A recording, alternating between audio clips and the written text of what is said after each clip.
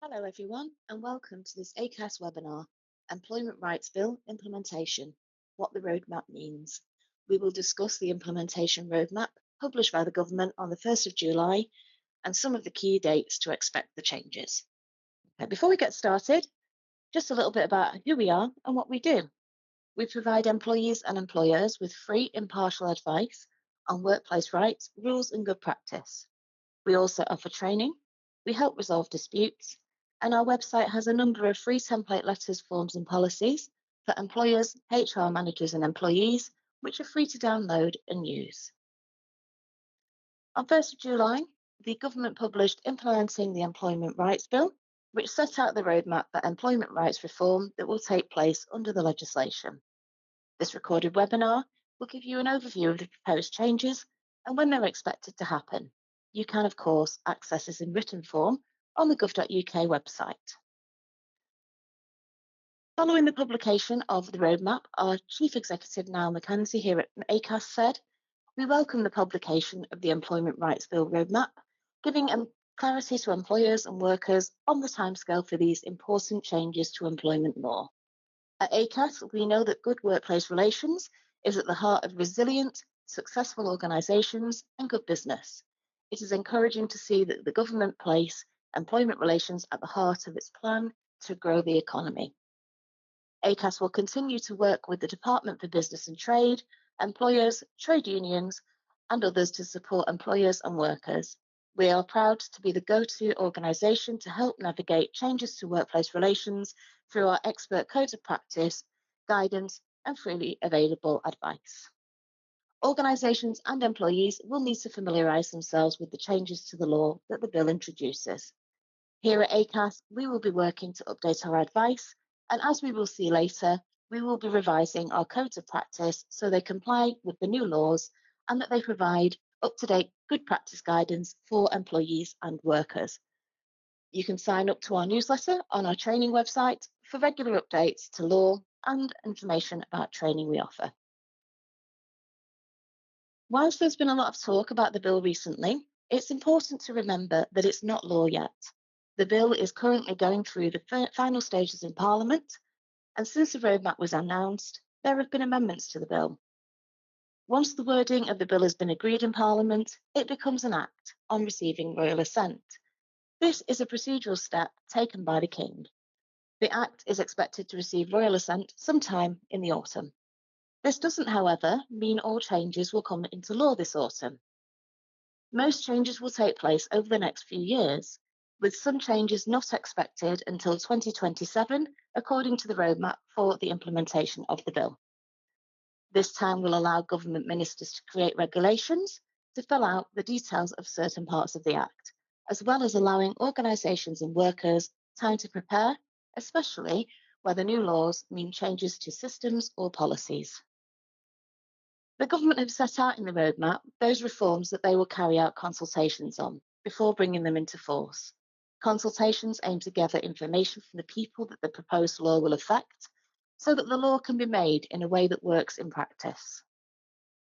There is currently an open call for evidence around parental leave, and this will be open until 26th of August 2025. You can find this on gov.uk under the Labour Market Reform page, as seen on the slide, or you can do an online search for parental leave consultation and look out for the gov.uk link. If you're interested in keeping up to date with future consultations, you can click on the Get Emails link on gov.uk, as shown, to be notified when they're launched. Other consultations have been announced to happen. Summer and autumn of 2025 will see consultations on reinstating the Schools Support Staff Negotiating Body, which will be able to negotiate relevant staff terms and conditions, enabling the establishment of fair pay agreements in the adult social care sector, and unfair dismissal protection from day one, including establishing an initial period of employment during which the dismissal process could be changed. In autumn 2025, the government intends to consult on a package of trade union measures, including allowing electronic balloting, amending the trade union recognition process, a new duty to inform workers of their right to join a trade union, introducing a new right for trade unions to access the workplace, and new rights for trade union equality representatives, as well as a right to provision of facilities. This last change in law will need changes to ACAS's Code of Time Off for Trade Union Duties and Activities, and we'll be consulting on this. There will also be consultations on amending the law on the use of dismissal and re-engagement, which is sometimes called fire and rehire, and introducing regulation of umbrella companies, which will be brought within the regulatory remits of the Employment Agency Standards Inspectorate. There will be consultations on updating bereavement leave, considering introduction of enhanced protections from dismissal for pregnant workers, and the restriction of use of zero-hour contracts through a guaranteed hours regime. Moving on into winter and early 2026, there are planned consultations on a package of trade union measures, including protection against detriment for taking industrial action and blacklisting. There will also be a consultation on tightening the law on tipping and gratuities, changing the triggers for collective redundancy consultation, and finally, we'll see a consultation on an employer's responsibilities if they're refusing a flexible working request. So those are all the consultations the government have set out on the roadmap. Now let's look at when the government have indicated that reforms will come into force. Most laws within the Act will come into effect over the next few years, either in April or October, which is the usual custom in employment law. On the day that the Act receives Royal Assent, the Strikes Minimum Service Levels Act will officially no longer be law. This Act was designed to require workers to provide a minimum level of service during a strike in certain sectors like health and education services. 2 months after Royal Assent, the Employment Rights Act, as it will then be known, will change rights related to union activity. The Employment Rights Act will repeal, or in more plain language, remove from law most of the Trade Union Act 2016 and make changes to the remaining parts of this law. The changes include the period for giving notice of industrial action will be reduced from 14 to 10 days. Unions will require a simple majority of those voting to approve industrial action rather than specific percentage rules. The requirements around picket supervisors will be removed. Industrial action mandates will be extended, so once members have voted to take industrial action, the union will be able to take that action within 12 months rather than the current 6 months. And the Act will also simplify what must be provided on industrial action and ballot notices and ballot notices.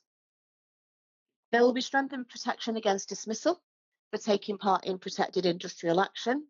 Currently, an employee who has taken part in an industrial action, for example, a strike, is protected from unfair dismissal if the dismissal takes place within 12 weeks of starting the industrial action. The law will remove this 12-week limit, so any dismissal for taking part in industrial action would be automatically unfair at any time. And finally, there will be changes to political fund rules. A trade union may not spend any part of its funds to directly or indirectly benefit a political party unless it has first been approved by members going through a vote. Currently, the law requires unions to hold review ballots every 10 years to continue operating a political fund. The new Act will remove the requirement to hold this ballot every 10 years and replace it with a requirement to send out a notice to members reminding them of their right to opt out of contributing to the political fund. It's intended that in April 2026 that the following laws will be introduced. The maximum amount of a collective redundancy protective award will be doubled. This means that where the requirement to carry out collective consultation is triggered, but the employer does not consult with staff, the amount of potential compensation an employee could be awarded would be increased from 90 days pay to 180 days pay. Currently, this requirement is triggered when an employer is making 20 or more people redundant within a 90-day period at one establishment. Although this trigger is subject to a different reform, we'll discuss the trigger later on. April will also see day one rights to paternity leave and unpaid parental leave introduced. Currently, somebody would only qualify for these rights after they've been working for a company for a set period of time. The new law will allow workers to take this leave from the first day they are employed. Sexual harassment will be added as one of the protected disclosures under whistleblowing protections. This means someone who has made a qualifying disclosure about sexual harassment will be protected from detriment and dismissal under whistleblowing law. April will also see a fair work agency body established. This will bring together existing state enforcement powers such as the minimum wage and the Gangmasters and Labour Abuse Authority. It will also take on additional rights such as holiday pay and statutory sick pay. The areas the Fair Work Agency covers may be extended in the future. We will also see the removal of the lower earning limit for statutory sick pay, known as SSP. Currently, an employee only qualifies for SSP if they earn £125 or more a week. Under the new system, all employees will be entitled to receive SSP, regardless of how much they earn. Employees will receive either 80% of their average weekly earnings or the flat rate, currently £118.75 a week, whichever is lower. Employers may need to amend their payroll systems and absence reporting policies to help deal with these changes. Statutory sick pay will also be payable from day one of absence, rather than from the fourth day as it is under current rules. While there has been some concern about this leading to an increase in people taking sick days, it does not impact an employer's ability to effectively manage absence. Employers and employees should still work together to deal with root causes of work-related absence and focus on reducing absence by promoting a healthy working environment. April is also when additional trade union laws will come into force, such as changing how a trade union can gain recognition in a workplace, and allowing workers to vote using electronic means. Just as a reminder, the consultation on union issues is scheduled to take place in autumn of 2025. So if you work for or with a union, you may wish to give your input. The laws we will see in October 2026 are limiting use of fire and rehire practices. Fire and rehire, or as we refer to it at Acas, dismissal re-engagement, remains a contentious area of employment practice. The statutory code on the practice, introduced in April 2024, sought to clarify that it should only be used as a last resort and that employers should contact Acas for advice before raising the prospect of dismissal and re-engagement with their employees. The details of the new law will only be fully known after the planned consultation, but the government's intention is to find a balance between restricting the use of fire and rehire while still enabling businesses to restructure to remain viable. So preserving their workforce and the company where there is genuinely no alternative. Alongside the updated law on dismissal re-engagement, the government intends to issue a revised code of practice. October 2026 will also see regulations brought forward to establish the Fair Pay Agreement, adult social care negotiating body. The regulations will include what it will do and how it will work in practice. Work on shaping these regulations has already begun, as a working group was set up at the end of 2024 to gather feedback on the proposal. There will also be an introduction of a procurement two-tier code. This will set out measures to avoid the emergence of a workforce consisting of both ex-public sector employees and private sector employees, with each group on different terms and conditions. This will be governed by regulations and a statutory code of practice. October 2026 will also see tipping law updated, so employers must consult with their workers or their representatives before creating a tipping policy for the workplace. The Act also requires that these policies are reviewed every 3 years. There is a public consultation on this planned in early 2026, so if you work in an industry where tipping is commonplace, this might be one for you to watch out for. In October 2026, employers will have a duty to inform workers of their right to join a trade union, which should be issued alongside their written statement of employment particulars on or before someone's first day of employment. It should also be specified at other times. How often and how it should be provided will be confirmed in further regulations. October will also see updated laws on a trade union's right of access to the workplace, with the introduction of a framework for access agreements between an employer and trade union. This would permit a union to request access rights from the employer for specific purposes, such as meeting, supporting, representing, recruiting, or organising workers, or to facilitate collective bargaining. As we mentioned before, look out for the consultation on union rights taking place in autumn 2025. Also in October 2026, there will be the introduction of new protections relating to sexual harassment. This includes a duty on employers to prevent third-party harassment and to take all reasonable steps to prevent sexual harassment. There will also be an obligation for employers not to permit the harassment of their employees by third parties. A new amendment to the bill since the roadmap was published will void clauses in non-disclosure agreements, or NDAs, that would prevent workers from alleging or disclosing relevant work-related harassment or discrimination. It's not known when this will take effect, but we've included it here as one of the most common uses of non-disclosure agreements relates to sexual harassment. In October 2026, there will also be the introduction of new rights and protection for trade union representatives, which include a right to reasonable accommodation and facilities for trade union representatives when carrying out their duties, and a right to time off for union equality representatives to carry out relevant duties.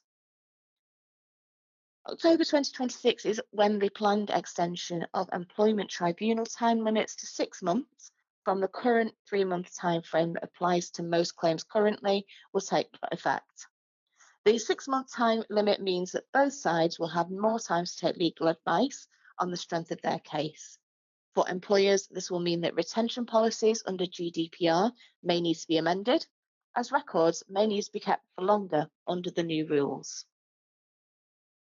There will also be extended protections against detriment for taking part in industrial action. So workers taking industrial action will be protected not just from dismissal, but poor treatment short of dismissal.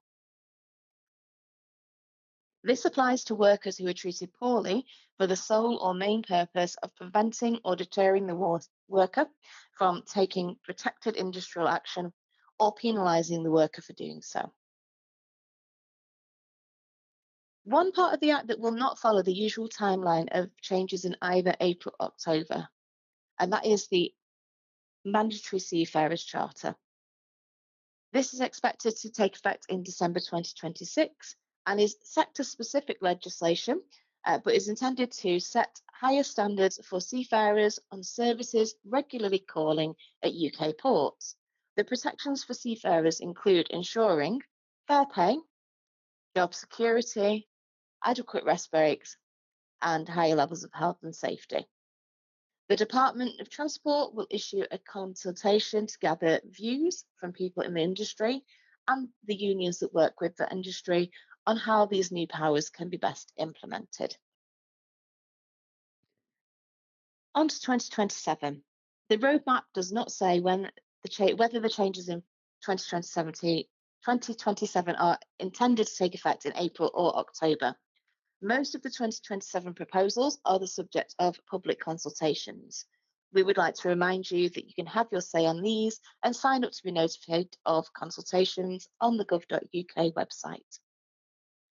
Some of these consultations are scheduled to start very soon, like the one on unfair dismissal and day one protection. This consultation is likely to begin in autumn 2025 to allow for regulations to be enforced by 2027. The new right will offer workers protection from unfair dismissal from the beginning of their employment. The intention is for there to be an initial period of employment during which different standards for dismissal would apply, so that employers can assess the suitability of a worker for the role. The consultation will address the length of this initial period of employment. 9 months has been noted as the government's preference, but we won't know the details until the end of the consultation. This is one to watch closely as the wording in the bill has had a proposed amendment in recent days. Employers may wish to consider training managers on effective performance management and how to manage someone during a probationary period if they don't already have policies in place. Another set of rights due to come into effect during 2027 are connected to the provision of guaranteed hours. This includes where 0 hours and agency workers are affected by the reforms. You may see this referenced by the acronym ZHC. There will be a public consultation on these measures expected to start in autumn 2025. So if you are a 0 hours or agency worker, or if you employ people on this basis, you may wish to get involved and give your feedback. The law will introduce a right for workers to be offered guaranteed hours if they qualify by working a number of hours regularly for a specific length of time, unless exceptions apply. The exact details of this will be set out in the regulations following the consultation. A worker can still choose to be employed on a 0 hours basis, even where an offer of guaranteed hours is made. The law will also introduce a right to payment where a shift is cancelled, moved to a date in the future, or cut short by the employer. The amount of this payment will form part of the consultation before regulations are made. Flexible working law will be amended. Currently, an employee can request flexible working from their first day of employment, and an employer can only refuse based on one of 8 statutory grounds. For example, it would have a detrimental impact on performance. Under the new changes, an employer still needs one of the 8 reasons to turn down a request, but the employer must state the grounds for refusing it and why they believe the refusal is reasonable. A consultation will be undertaken in winter 2026 before regulations are made and the reform brought into force. Acas will also need to update our code of practice on flexible working to bring it in line with this reform and provide guidance. 2027 will see the introduction of equality action plans on a required basis. Equality action plans will show how employers are addressing the gender pay gap and supporting employees going through the menopause alongside gender pay gap reporting. There will also be regulations to give more protection from dismissal for pregnant workers. Currently, there is some protection when an employer is making redundancies for those who are pregnant, those on maternity or other family-related leave, and also for a fixed period on return to work. Those protections ensure that they have the right to be offered suitable alternative employment before other employees in a redundancy situation. This reform looks at enhancing protection by making it unlawful to dismiss those who are pregnant, on maternity or other family-related leave, or those after a fixed period after a return to work, except in specific circumstances. A consultation on the details of this reform is expected in autumn 2025. In 2027, a power in the bill will come into effect, enabling the government to introduce regulations that will specify what steps are to be regarded as reasonable steps to determine if an employer has taken all reasonable steps to prevent sexual harassment. Also in 2027, there will be an extension on the prohibition of blacklisting based on trade union membership or activity. This is intended to cover lists created by artificial intelligence or predictive technology. Look out for a consultation planned in winter 2026. There will be a new industrial relations framework, introduced to foster productive and constructive engagement where disputes arise. The consultation on this was concluded earlier this year, and Acas provided a response to this in which we stated, Acas agrees with the government's proposal to build a modern, positive industrial relations framework around the 4 key principles of 1, collaboration and partnership between unions, businesses and employees. 2, ensuring that proportionality is at the heart of the framework. 3, relationships built on trust and accountability. And fourthly, balancing the interests of all parties. You can read our full response to the consultation on our website, as we publish all consultation responses for transparency purposes. Regulation of umbrella companies will take effect in 2027. The bill expands the definition of agency to include umbrella companies. This enables enforcement by the Employment Agency Standards Inspectorate and then the Fair Work Agency. After the planned consultation on the regulation of umbrella companies in autumn 2025, the government will amend the law to set out framework for umbrella companies.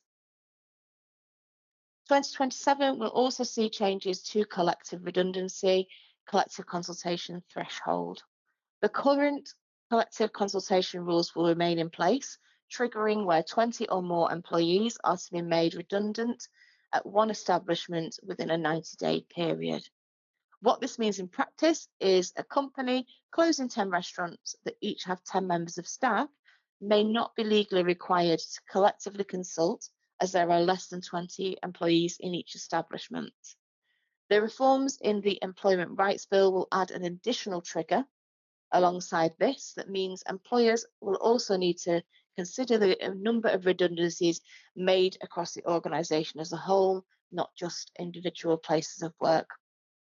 A consultation on the details of this new trigger is expected in winter of 2026. And finally, to be introduced in 2027 is the right for all employees to bereavement leave. This is in addition to the already existing right to parental bereavement leave. A recent amendment to the bill sets out a right to bereavement leave for parents who experience pregnancy loss, sometimes called a miscarriage, before 24 weeks of pregnancy.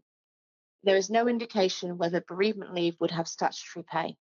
Further regulations will also clarify which relationships this right applies to. These will be made following a consultation expected in the autumn of 2025. Currently, it's up to employers to determine their policy on bereavement leave, so an employer may need to change their policies once we have more details about entitlement and pay, and we will work to keep that guidance up to date as we have the information. So to summarise, the bill will become law sometime in the autumn, but not all of it will be in force on this date. Most changes will require regulations before they take effect, and consultations on various aspects of the bill have been planned, and you can get involved by signing up at gov.uk. Here at Acas, our advisors will be keeping abreast of consultations, the legislative process, and the details of the reforms, and we will work to keep our advice and training up to date in advance of any reforms coming into force. To keep yourself up to date with relevant training and information related to employment law and good practice, employers and people managers are encouraged to register for free Acas email updates. We will be highlighting the publishing of Acas advice, employer resources and training events, and also providing timely updates on changes to employment law.